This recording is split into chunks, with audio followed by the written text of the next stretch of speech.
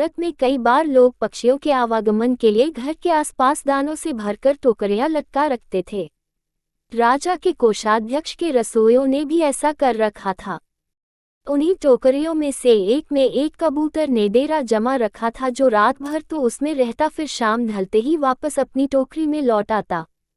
एक दिन एक कौवा भी वहां के रसोई घर से आती हुई पकते मांस आदि की सुगंध से आकर्षित हो कबूतर की टोकरी में आ बैठा और प्रेमपूर्वक वार्तालाप करने लगा।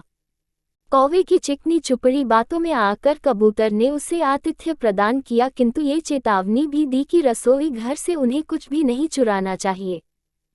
रसोइयों ने जब दोनों पक्षियों को साथ साथ देखा तो उन्होंने तत्काल कौवे के लिए भी एक टोकरी कबूतर की टोकरी के पास लटका दी, ये सोचते हुए कि ऐसा करने से दोनों मित्रों को बातचीत करते रहने के और भी अच्छे अवसर मिलेंगे। दूसरे दिन कबूतर जब तड़के ही उड़कर दूर निकल गया तो कौवा अपने वास स्थान पर दुबका पड़ा रहा। उस दिन रसोइयों ने मछली पकाना आरंभ किया। पकती मछली की सुगंध से कौवे के मुख में पानी भर भर आता।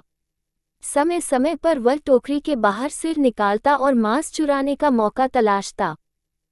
एक बार उसने जब देखा कि रसोई घर के रसोइये थोड़ी देर के लिए धूम्रपान के लिए बाहर निकले हुए थे, तब वह उड़ता हुआ नीचे आया और पकते मांस के एक बड़े से टुकड़े पर चोंच मार दी, जिससे हांडी के ऊपर रखा करचूल नीचे गिर गया।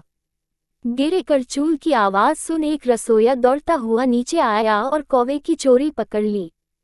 उसने तत्काल रसोई घर का द्वार बंद कर कौवे को धर दबोचा और बड़ी बेरहमी से उसके पंखों को नोच उसे मिर्च मसालों में लपेट कर बाहर फेंक दिया। थोड़ी ही देर में कौवे के प्राण निकल गए। शाम को कबूतर जब अपने निवास स्थान को लौटा तो उसने कौवे के पंख और मृतदेह को बाहर फेंका हुआ पाया। उसने तत्काल समझ लिया कि कौवा अपने लोभ का शिकार हो चुका था।